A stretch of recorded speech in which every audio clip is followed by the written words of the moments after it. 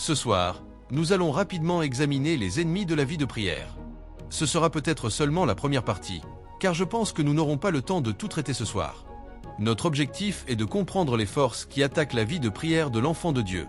Les forces qui s'attaquent à la prière du croyant. Luc chapitre 18 verset 1. Jésus leur raconta une parabole pour leur montrer qu'il faut toujours prier et ne jamais se décourager. L'ennemi connaît très bien la puissance et l'efficacité de la prière. C'est pourquoi il fait tout ce qu'il peut pour attaquer la vie de prière du peuple de Dieu. Il connaît sa puissance. Il connaît son efficacité. Quelles sont donc ses forces? Quels sont les facteurs qui freinent ou attaquent la vie de prière? Premier ennemi, la culpabilité du péché. Proverbe chapitre 28 verset 1. Le méchant fuit sans qu'on le poursuive, mais le juste a de l'assurance comme un lion. Ésaïe chapitre 59 versets 1 et 2. La main de l'Éternel n'est pas trop courte pour sauver, ni son oreille trop dure pour entendre. Mais ce sont vos fautes qui ont fait séparation entre vous et votre Dieu. Ce sont vos péchés qui ont caché sa face et l'empêchent de vous écouter. Psaume 66 verset 18. Si j'avais gardé le mal dans mon cœur, le Seigneur ne m'aurait pas écouté. Le péché produit donc deux effets. Il attaque l'audace et la confiance dans la prière.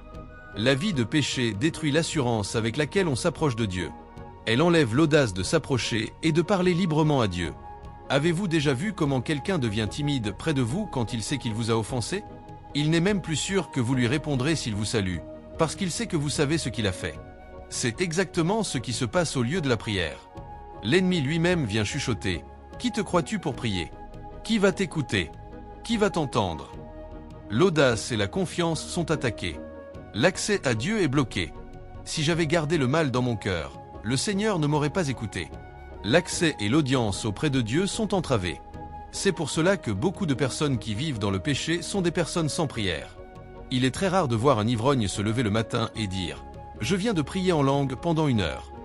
Ou une prostituée dire « Je viens de terminer ma dévotion et j'ai senti la présence de Dieu ». C'est presque impossible. Même quand elles viennent à l'église, elles se sentent perdues dans la foule. Quand on dit « Prions dans l'esprit pendant 5 minutes », elles restent debout à regarder, sans participer. Elles sont bloquées à cause de leur vie. Mon conseil est double. Refuse de vivre dans le péché. Et refuse aussi de garder la culpabilité du péché. Ne vis pas dans le péché, et ne couche pas avec la culpabilité. Si nous confessons nos péchés, il est fidèle et juste pour nous les pardonner et nous purifier de toute iniquité. La culpabilité du péché est l'un des plus grands ennemis de la vie de prière. Deuxième ennemi, l'esprit de découragement. Les hommes doivent toujours prier et ne point se relâcher. Cela veut dire, prie et ne te décourage pas. Galates chapitre 6 verset 9.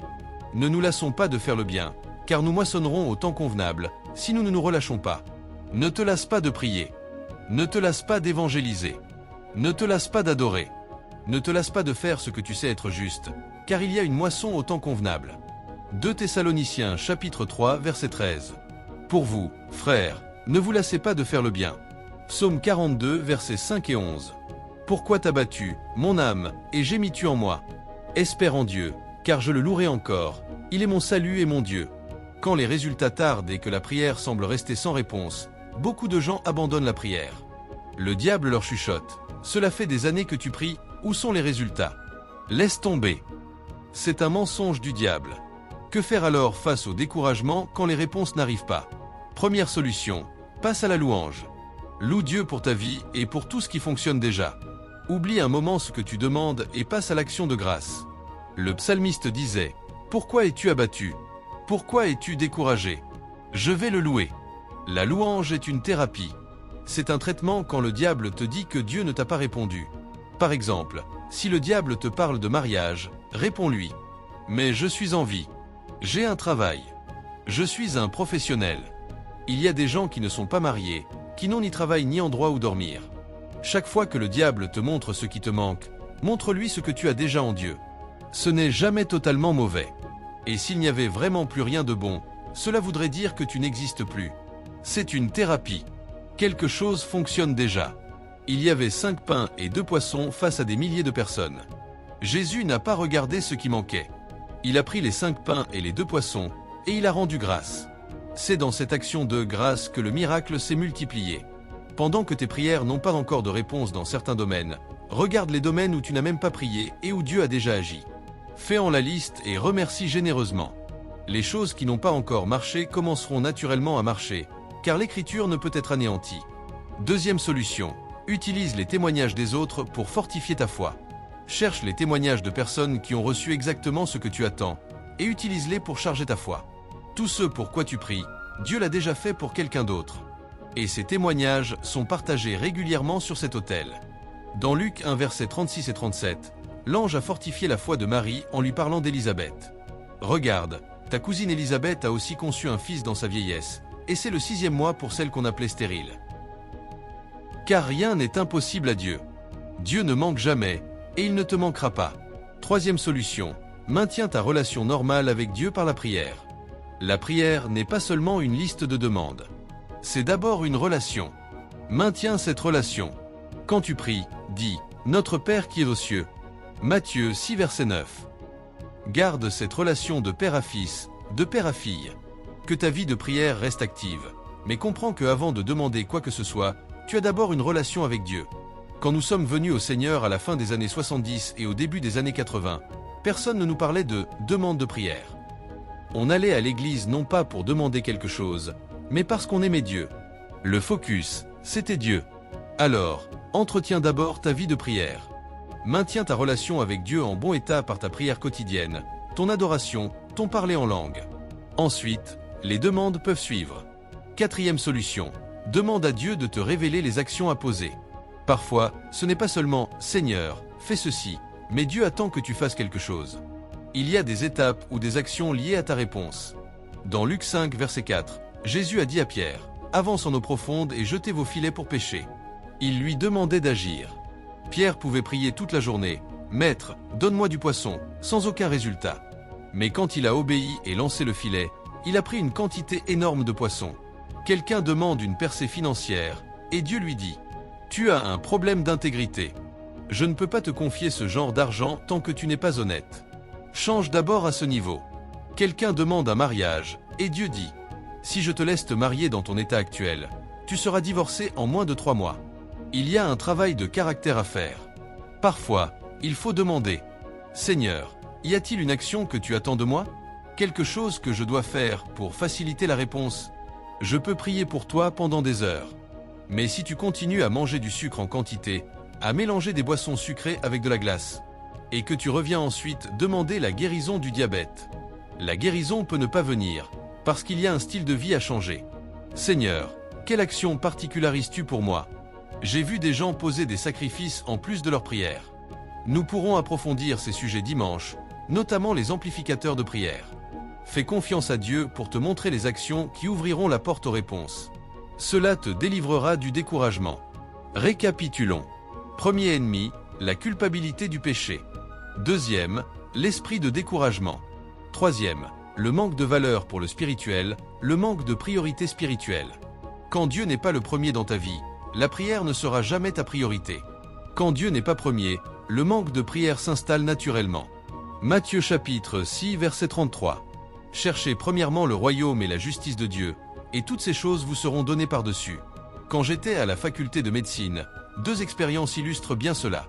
Je me levais vers 5 heures du matin, et je priais entre 1 et 3 heures avant d'aller en cours à 8 heures. Les cours allaient de 8 heures à 12 heures. Pendant la pause de midi, j'allais derrière le laboratoire de physiologie pour prier ou étudier encore un peu. Puis les cours reprenaient jusqu'à 17 ou 18 heures. Cela se passait toute l'année, de janvier à décembre. Nous n'avions pas de grandes vacances. Un de mes colocataires m'a dit un jour « C'est à l'école biblique que tu es venu ou à la faculté de médecine ?» Parce qu'il me voyait prier et étudier intensément. Malheureusement, ce garçon a redoublé et a finalement été renvoyé. Moi, j'étais à la fois à l'école biblique et à la faculté de médecine.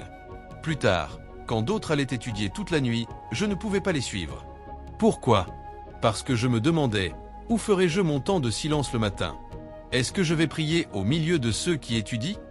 J'avais mon propre rythme. L'essentiel, c'est que ma relation avec Dieu était plus importante que mes études. Et je ne dis pas cela pour encourager la paresse. J'étudiais très bien, je travaillais très bien, et je priais très bien. Quand Dieu n'est pas ta priorité, n'importe quelle excuse devient valable pour ne pas prier, ne pas étudier ou ne pas adorer. Je vais te donner des exemples de personnes pour qui Dieu n'a jamais été une priorité. Premier exemple, Ésaü. Dans toute la vie d'Ésaü, on ne trouve aucun autel qui l'aurait dressé. Je reviendrai là-dessus plus tard. La vie spirituelle doit être notre priorité. Abraham en est un exemple. Genèse 19 verset 27. Abraham se leva de bon matin et se rendit au lieu où il s'était tenu devant l'Éternel, et il pria. Le spirituel était sa priorité. David aussi. Psaume 27 verset 4. Je demande à l'Éternel une seule chose, que je désire ardemment. Habiter toute ma vie dans la maison de l'Éternel, pour contempler sa beauté et méditer dans son temple. Psaume 55 verset 17. Le soir, le matin et à midi, je prie et je crie, et il entend ma voix. Le spirituel était la priorité de David. Daniel également. Daniel chapitre 6 verset 5. Nous ne trouverons aucune occasion contre ce Daniel, à moins de la trouver dans la loi de son Dieu. Il savait que le seul point faible de Daniel était sa relation avec Dieu.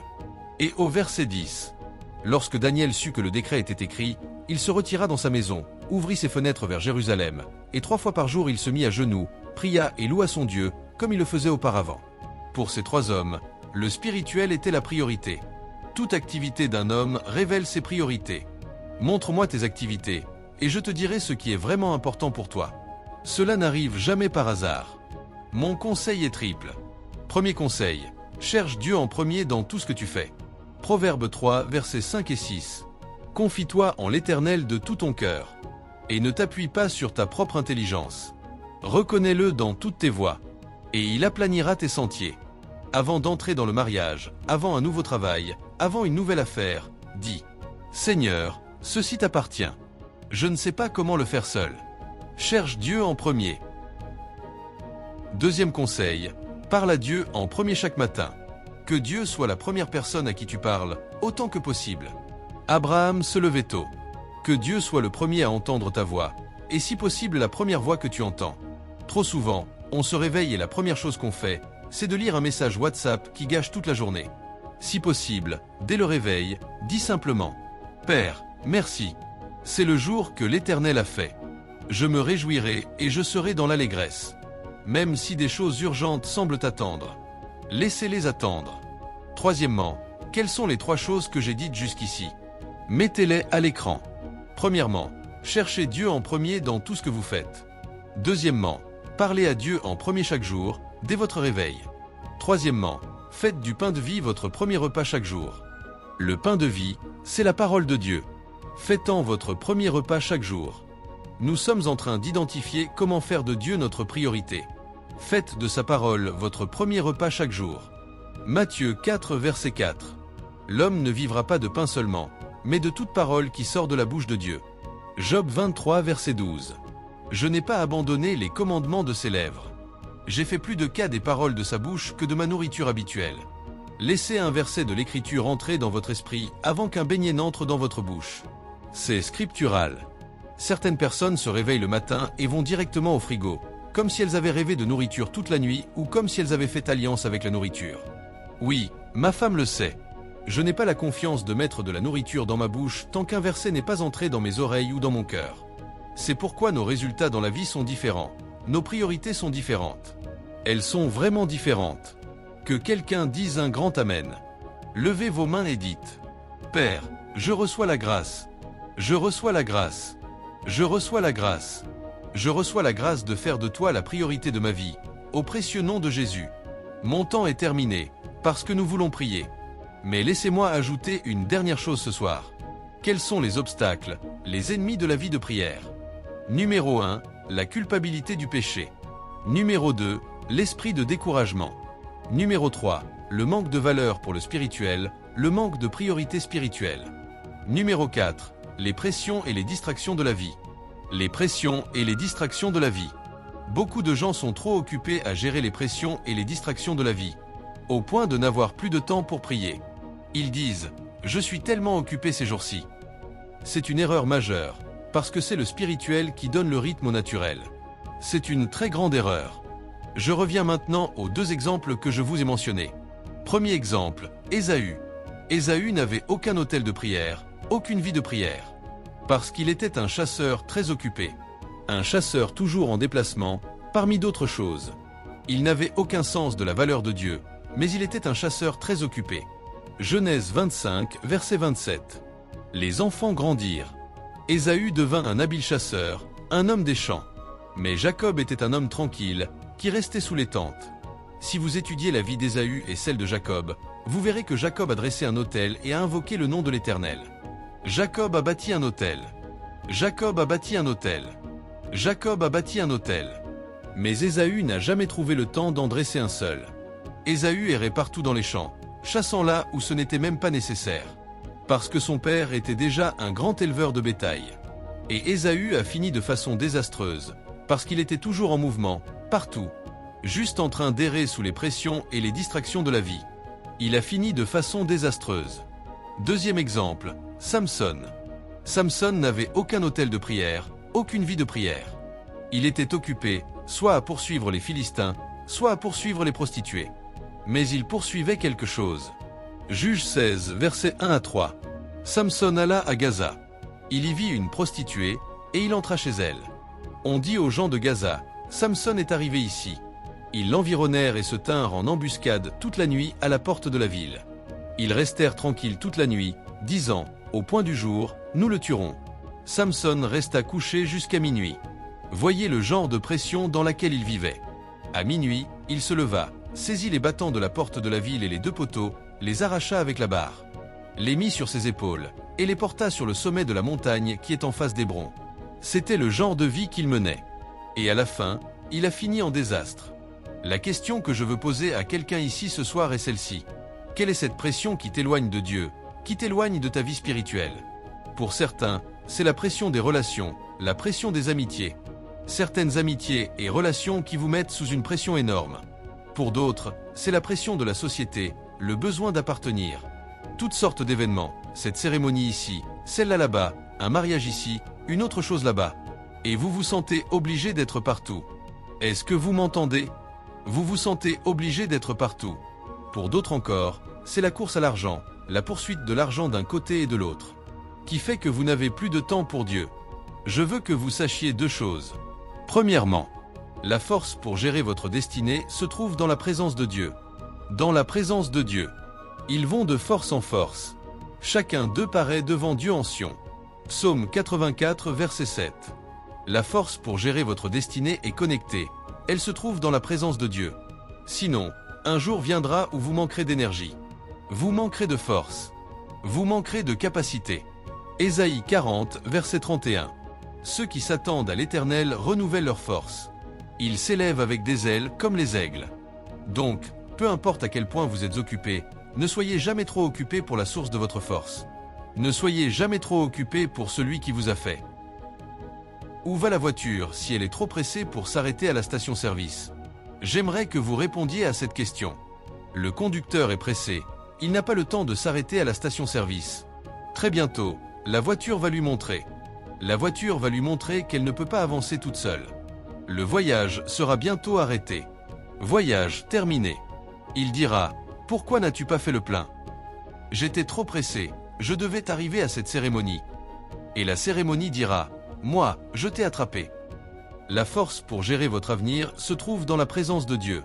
Cela veut dire, prenez le temps d'acquérir délibérément de la force, au lieu de la prière, dans la présence de Dieu, pour affronter votre avenir. Si vous pensez que voyager de nation en nation, ou le genre de croisade que nous faisons, c'est facile. J'aimerais que vous preniez une semaine de vacances et que vous veniez juste une fois avec nous. Alors vous comprendrez la demande d'énergie. Certaines personnes qui sont venues pour un programme avec nous ont été admises à l'hôpital sur place. D'autres ont dit qu'après un programme d'une semaine, il leur a fallu environ 3 semaines pour récupérer. Est-ce que c'est ainsi que ça se passe? Et ces gens continuent d'avancer comme ça. C'est la force que vous acquérez continuellement de Dieu. Elle est plus solide que la force militaire. Est-ce que je communique bien? Donc, la force pour gérer l'avenir se trouve dans la présence de Dieu. Deuxièmement, le spirituel est le fondement du naturel et du matériel. Le spirituel. Tout ce que vous voulez bâtir dans cette vie, bâtissez-le sur le spirituel. Bâtissez votre mariage sur le spirituel. Bâtissez votre entreprise sur le spirituel. Bâtissez votre carrière sur le spirituel. Vous allez me dire, et les milliardaires que nous connaissons dans le monde qui ne vont pas à l'église? Ils vont quelque part. Ils sont connectés quelque part. Ils sont attachés quelque part. Ils évoluent dans un certain domaine. Il y a un niveau de gloire que vous n'accédez pas dans ce monde tant que vous ne vous êtes pas prosterné devant quelque chose. N'avez-vous pas entendu Satan dire à Jésus : « Je te donnerai tous ces royaumes et leur gloire, si tu te prosternes devant moi ?» Seulement te prosterner, seulement te prosterner. Il y a des gens qui se sont prosternés devant quelque chose. Des gens de la musique mondiale, des gens dans le monde séculier. On dit : « Oh non, ils réussissent juste bien, mais ils ne vont pas à l'église. » Ils vont quelque part. Ils sont attachés quelque part. Ils sont connectés quelque part. Ils se sont prosternés devant quelque chose pour obtenir de la gloire. Donc ne vous servez pas des autres pour évaluer votre propre vie. Il y a quelque chose sur quoi ils se sont bâtis. Il y a quelque chose à quoi ils se sont attachés. Il y a quelque chose à quoi ils ont prêté allégeance. Oui, vous réussirez. Le Seigneur nous aidera. Alors, décidez de bâtir. Ne bâtissez pas votre vie sur rien. Bâtissez votre vie sur des fondations spirituelles solides. Bâtissez votre vie. Cherchez premièrement le royaume de Dieu et sa justice, et toutes ces choses vous seront données par-dessus. Votre carrière spirituelle, votre carrière politique et toute carrière de votre vie. Bâtissez-la sur quelque chose. Je connais un homme d'affaires, membre de cette église, qui ne commence aucune affaire. Avant d'avoir prié pendant 3 heures chaque lundi matin, jusqu'à environ 10 heures. Avant de sortir pour la semaine. Il doit d'abord régler la semaine avant de partir. Et alors les portes s'ouvrent et les choses se passent. Est-ce que je communique bien ? C'est un nouveau jour pour vous. Ne laissez pas ces ennemis combattre votre destinée. Vous réussirez. Levez-vous sur vos pieds avec le plus grand Amen. Un grand Amen. Le plus grand Amen. Le plus grand Amen. Que quelqu'un dise Amen. Que quelqu'un dise Amen. Je vous conseille d'éviter les ennemis de la prière et de faire appel à l'esprit de grâce et de supplication. Faites appel à l'esprit. Zacharie 12, verset 10. Je répandrai sur la maison de David et sur les habitants de Jérusalem un esprit de grâce et de supplication. Père, grâce et supplication. Capacité de prier sans se lasser. Je reçois au nom de Jésus. C'est tout le conseil. Évitez les ennemis de votre vie de prière. Puis faites appel à l'esprit de grâce et de supplication. Voulez-vous le faire ? Levez vos mains. Nous allons faire un moment d'irrigation ce soir. Levez vos mains dans ce moment et remerciez Dieu pour sa parole. Honorez-le et adorez-le. Adorez-le. Adorez-le. Adorez-le. Dites de votre voix : Père, Père. Pendant la prochaine minute, priez et dites : Père, Père, je viens devant toi aujourd'hui. Je reçois et je me connecte à l'esprit de grâce et de supplication. Je reçois le baptême de l'esprit de grâce et de supplication aujourd'hui. Au nom de Jésus, ouvrez votre bouche et priez. Baptême de grâce et de supplication. Grâce et supplication. Grâce et supplication. Grâce et supplication. Grâce et supplication. Grâce et supplication. Au précieux nom de Jésus. Amen. Le Seigneur nous a entendus et nous a répondu, au nom de Jésus. Je vous prie de parcourir le message que vous avez reçu aujourd'hui. Une fois Dieu a parlé, 2 fois j'ai entendu ceci. Que la puissance appartient à Dieu. Nous avons entendu que la culpabilité du péché affecte notre vie de prière. Nous avons entendu que l'esprit de découragement affecte notre vie de prière. Que le manque de valeur pour le spirituel, le manque de priorité spirituelle affecte notre vie de prière. Et que les pressions et les distractions de la vie nous affectent. Que Dieu nous donne la grâce d'éviter tout cela, au nom de Jésus. Partout où vous êtes ce soir, si vous avez besoin de vous rendre à Jésus, si vous avez besoin du pardon de vos péchés, vous avez entendu ces prières et cette prédication, et vous sentez que vous devez redresser votre chemin, parce que la culpabilité du péché était le premier obstacle à nos prières. Et vous voulez remettre votre vie à Jésus pour le pardon des péchés. Priez après moi. Seigneur Jésus, je suis un pécheur qui a besoin de ton aide. Entre dans ma vie et fais de moi une nouvelle personne. Aujourd'hui, j'ai décidé de te suivre, Jésus, et il n'y a pas de retour en arrière. En avant pour toujours, et jamais en arrière. Au nom de Jésus.